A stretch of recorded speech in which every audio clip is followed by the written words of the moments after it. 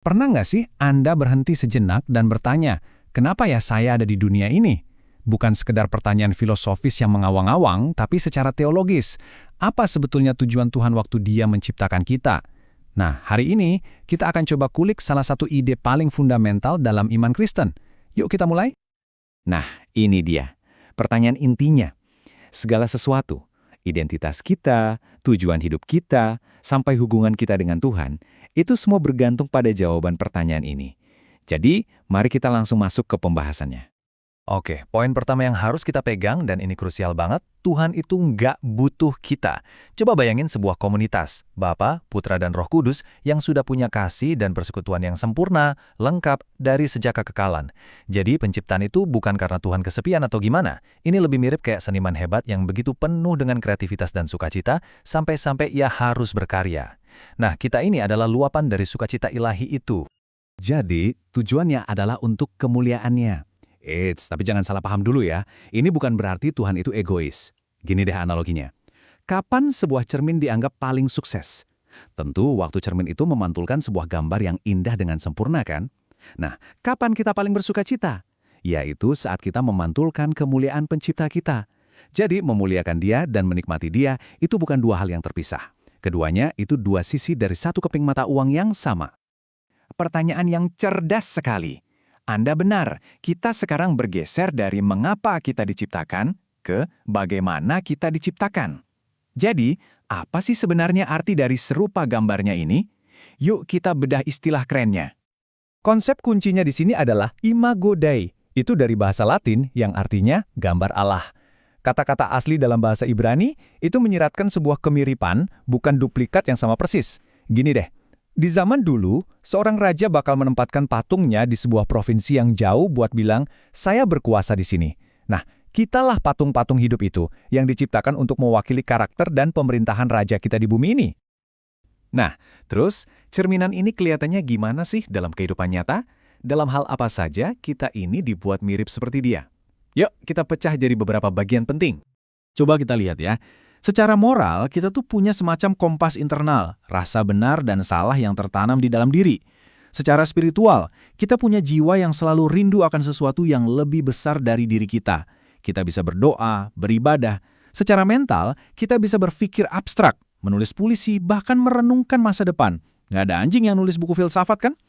Secara relasional, kita diciptakan untuk berkomunitas, untuk mengasihi dan dikasihi, persis seperti persekutuan dalam Tritunggal. Dan ya, bahkan secara fisik, tubuh kita yang dirancang dengan luar biasa ini adalah cerminan dari kecerdasan Sang Pencipta Agung kita. Ada jeli sekali.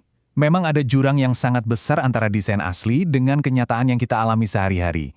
Pertanyaan Anda ini membawa kita ke sebuah titik balik yang tragis dalam kisah manusia. Peristiwa yang kita kenal sebagai kejatuhan dalam dosa itu tidak menghapus gambar Allah, tapi merusaknya secara radikal. Ini seperti cermin yang tadinya indah, lalu jatuh dan retak parah. Pantulannya jadi terdistorsi, jadi kabur. Coba deh kita lihat perbandingannya. Kemurnian moral jadi kompas yang rusak, seringkali error. Harmoni spiritual dengan Tuhan jadi keterasingan, kita merasa jauh darinya.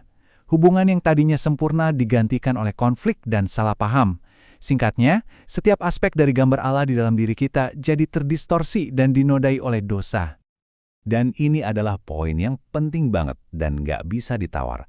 Gambarnya mungkin retak, terdistorsi, buram, tapi tidak pernah hilang.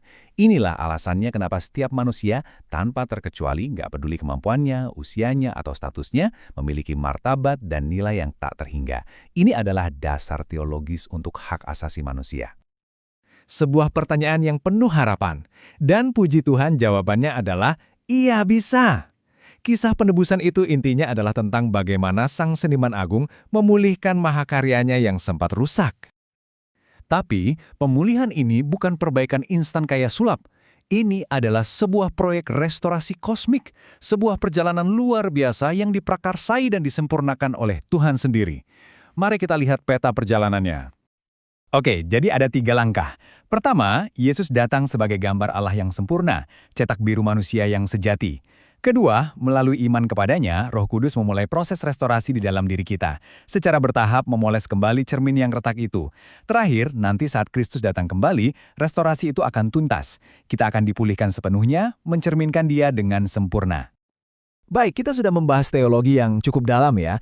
Sekarang pertanyaan yang paling penting. Terus kenapa? Apa bedanya ini buat hidup saya di hari Senin pagi? Nah, mari kita bahas implikasi praktisnya.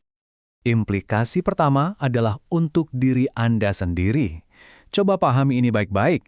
Anda bukanlah sebuah kecelakaan kosmik. Anda adalah hasil desain yang disengaja, diciptakan untuk tujuan yang agung, yaitu mencerminkan kemuliaan pencipta Anda.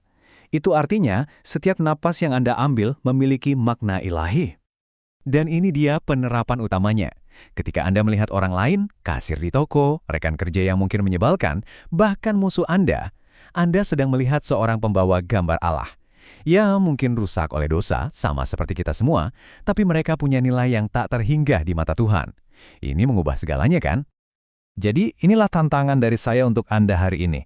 Aspek mana dari gambar Allah yang akan Anda coba cerminkan?